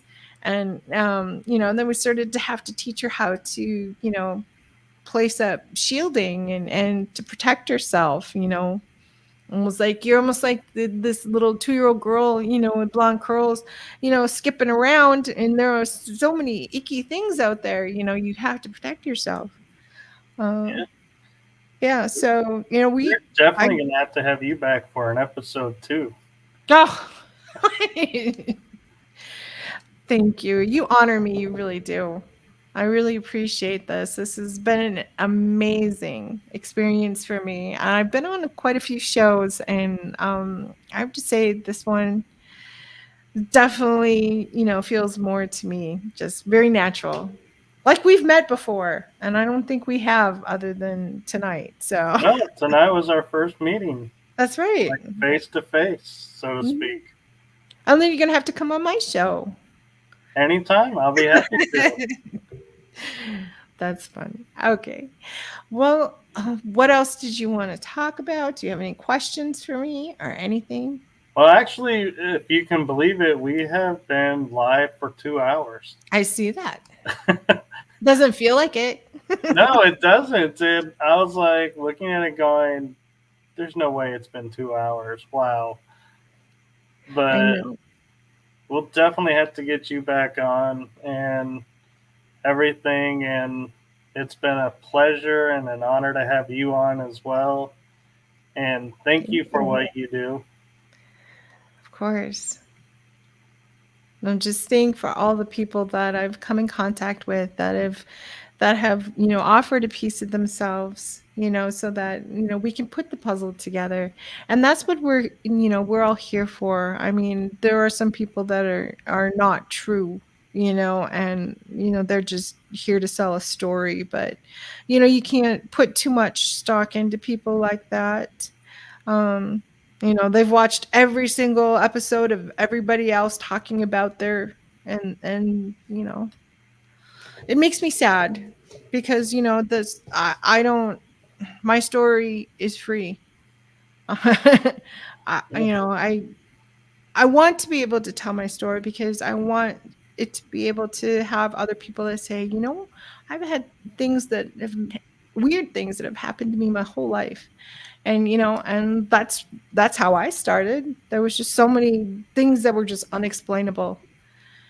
And it's interesting you say that because I warned you about this backstage before we started, and here's another one of those moments. In transparency to everyone watching this, I had actually said that to her before we came on the show, that I saw her show, read her bio, and was like, I needed you to come on my show to share your story. And then to hear you say you enjoy being out and sharing your story, is like, wow, it was so cool that I picked up on that. Oh yeah, because there are most people that do podcasting, prefer to be on this side of it, and don't do shows, and I like to do them. I do. I mean, I really feel that, people have to understand that, indigenous people, um, they've just been used in the programs for so long, for so many years, just generations. And, I think a lot of it, they just self medicate, drugs and alcohol. I mean, I did for many years because I was traumatized, but I had no idea why. But once I figured it all out and started putting it together, I've had a lot of my own people come to me and ask me questions, and I have memories of serving in the military that I have no record of.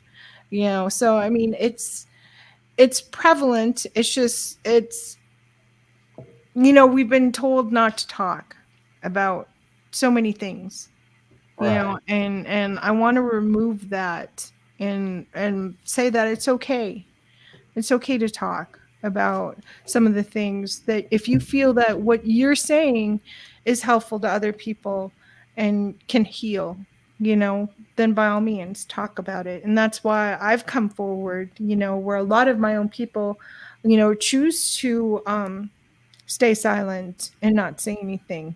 I'm just hoping, more can step out at the shadows and to be able to say, yeah, I have I'm pretty sure that I've been in these programs as well.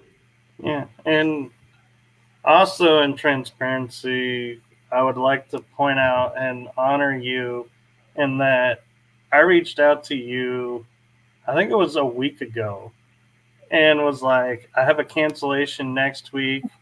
I know we had originally talked about doing it, next month. Could you be free to come on sooner?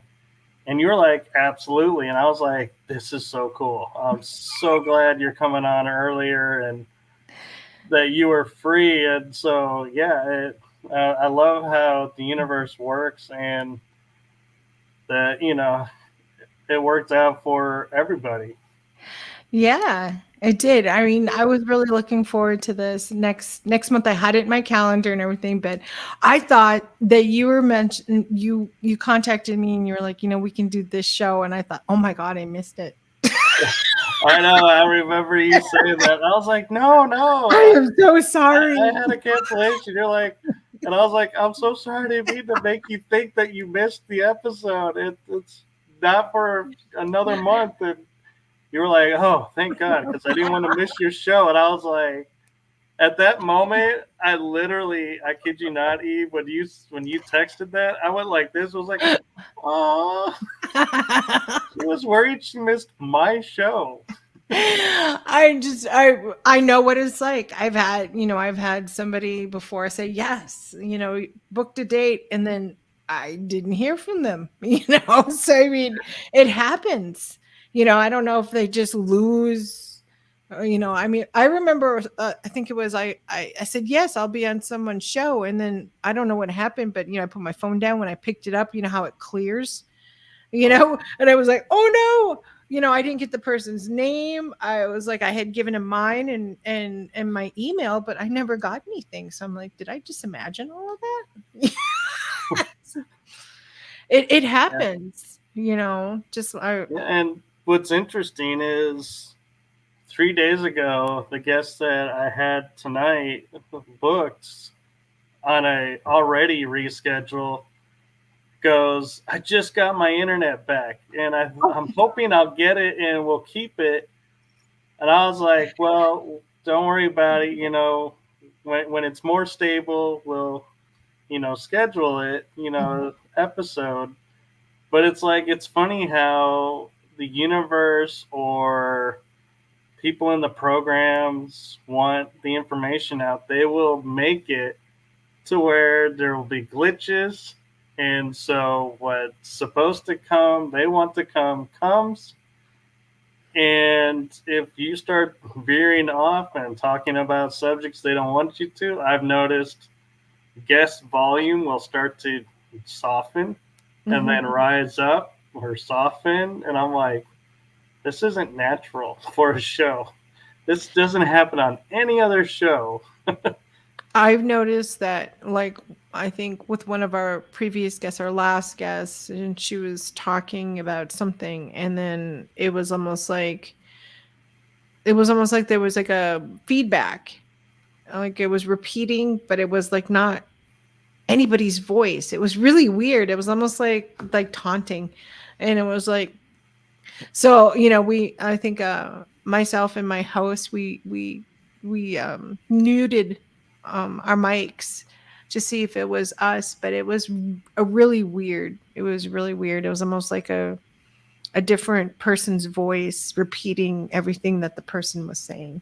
Yeah, or the person will start to glitch and like freeze up for a second, and it's like, this doesn't happen any other time, so I must be hitting the topic right because somebody's paying attention. Right? Exactly. Well, I have to work in the morning, so unfortunately, I'm going to have to take off. I'm the same way. It's like, I don't know if it was just me and nerves or if I was super excited to be on the show, but I woke up at like 2:00 this morning. I think it was like 2:45, and I could not go back to sleep.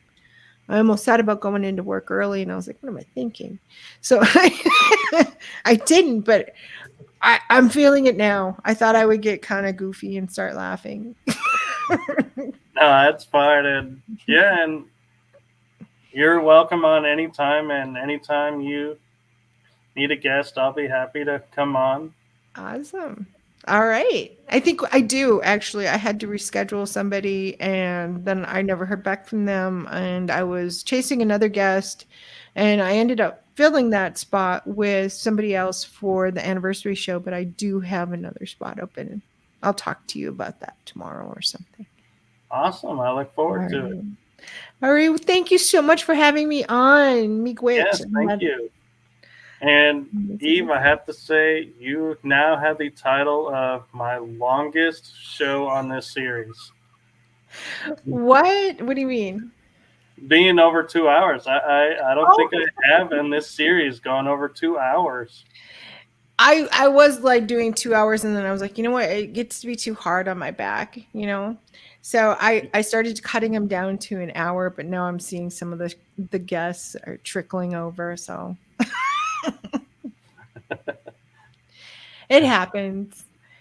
So again, I'm on Facebook, I'm on Instagram, Rising Spirit, or you can look up Prime Declassified. I'm on Rumble. I haven't put it anywhere else. I do have a YouTube channel, but I just don't put anything on there because, you say the wrong word and right, it's over. And actually, what's comical is before the show started, I normally air on X, and it was saying it couldn't connect. And I was like, well, that happened on Facebook. So I removed it, tried connecting it again, and it goes, well, you don't have the pay level on X, so we can't allow, you're not allowed to stream anymore to X. So I was like, okay, so I'm off X now for streaming shows. Are you serious? Yeah. Oh my gosh. That is crazy. So, yeah, I went to Rumble. I was going to go to Spotify. We still might download some shows onto Spotify because I do have an account there. But so far it's just Rumble because everybody on my show is free to say whatever they want and, swear, whatever, say some of the trigger words that, YouTube and Facebook don't like. And that's Spotify hasn't said a word about my show. Yeah, I know. That's why I was going to try and, hook it up more. I love it there, but we'll see. But anyway, thank you so much for having me, Michael. I really appreciate it. I'm going to have to go now. Yes. I know. As I'm famous for saying to people, we're done with the Irish goodbyes now.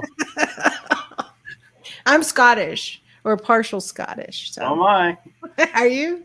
Yep. McDonald is my Scottish last name. Mine was Cornyn. The red was my ancestor who Robert the Bruce nicely killed to take over guardianship of Scotland. Mm-hmm. So, I have no idea what my family's for. Being guardian of Scotland, I guess I can claim Scottish heritage. Oh. The Guardian, I like that. Yeah. All right. right. Well, sweet dreams and have a wonderful you. night. You And too. We'll do thank this you again. again. Yes. Thank you. Have a good night. You too. All right. Bye. Bye bye.